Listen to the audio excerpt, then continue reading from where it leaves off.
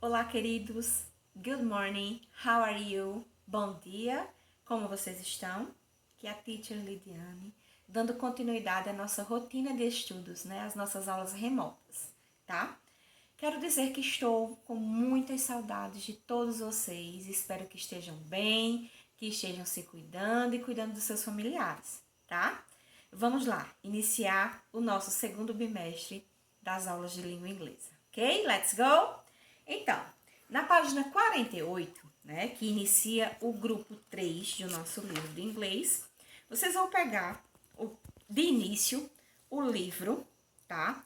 Vão fazer a leitura da página 48 e 49, que tem como título Greeks and Trojans. São os gregos e troianos, tá? Por que eu gostaria que vocês fizessem essa leitura? Na terça-feira da próxima semana, eu irei solicitar, através do aplicativo Zoom, que façamos a leitura juntos dessa linda história, né? Alguns já conhecem, né, a história dos gregos e troianos, porém, eu gostaria muito de que vocês participassem dessa leitura junto comigo na próxima terça-feira, através do aplicativo, através do Zoom, certo? E o que vai realmente desta semana, a atividade, o conteúdo que vai ser desta semana é o Simple Past, tá? Simple Past. O que quer dizer Simple Past? Simple Past, como o próprio nome já disse, é o passado simples. Como na nossa língua portuguesa, na língua inglesa, nós também temos os tempos verbais, né? As derivações dos verbos. Presente, passado, futuro. Então, nós já vimos em sala de aula o presente simples, né? São as regrinhas lá do S, ES ou IES, que eu devo observar a terminação do verbo para saber qual delas eu irei acrescentar. E agora nós iremos aprender, né, sobre o Simple Past, a forma afirmativa, negativa e interrogativa, tá? De antemão, quero deixar claro que estarei disponível para eventuais dúvidas através do WhatsApp, tá? Através de videoaula, quem quiser, através de videoconferência.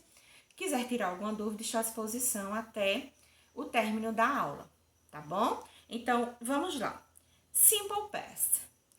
The simple past is used to talk about situations that happened at a specific time in the past.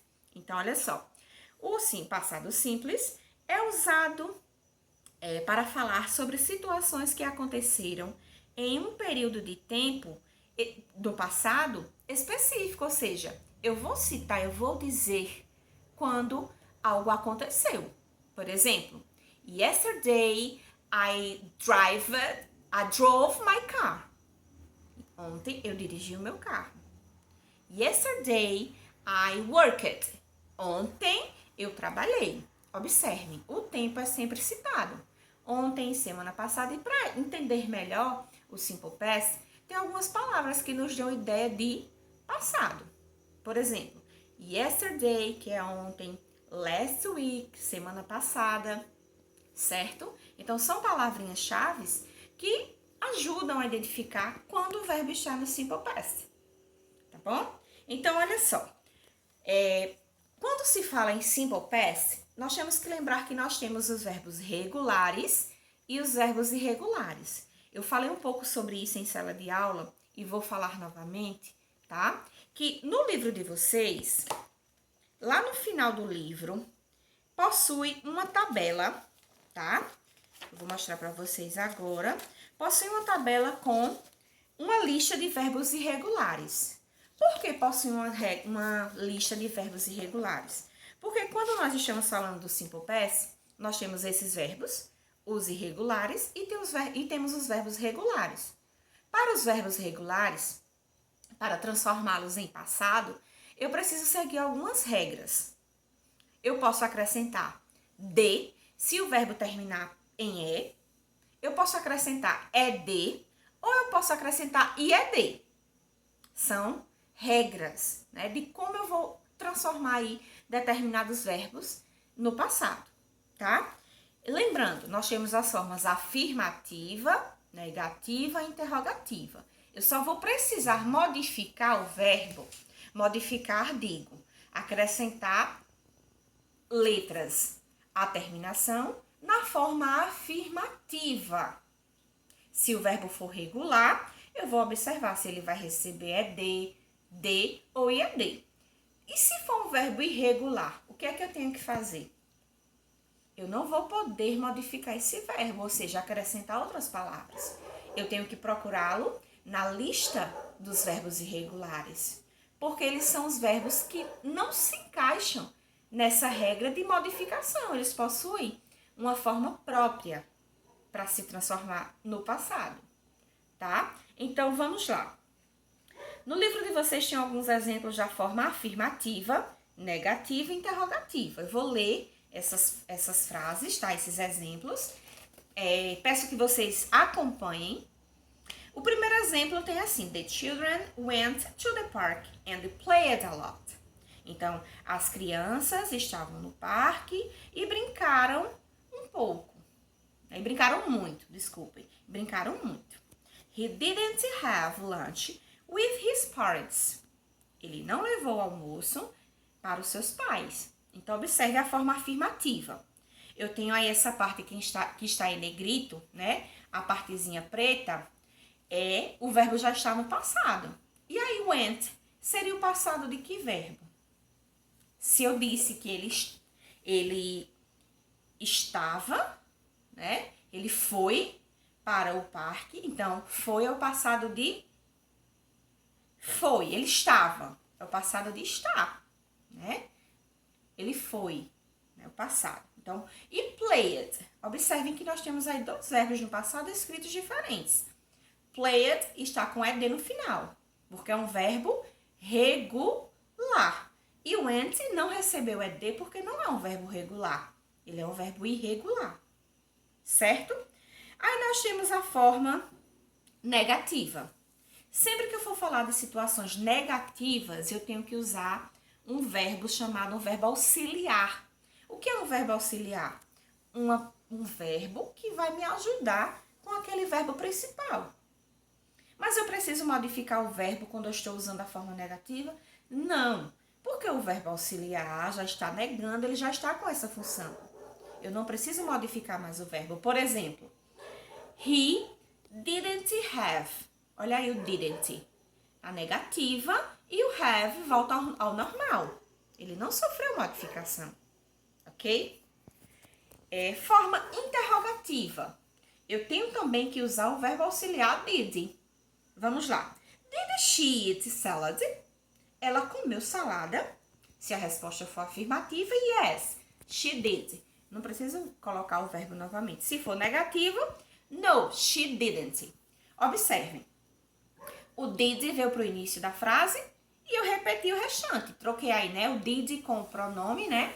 Depois o verbo e depois o complemento da oração seguido com o sinal de interrogação para mostrar que é uma pergunta. Certo? Então, recapitulando até aqui o que eu já disse. Frases afirmativas, eu devo modificar o verbo. Se for regular, acrescento de, ed ou iad. Se for um verbo irregular, consultar tabela dos verbos irregulares.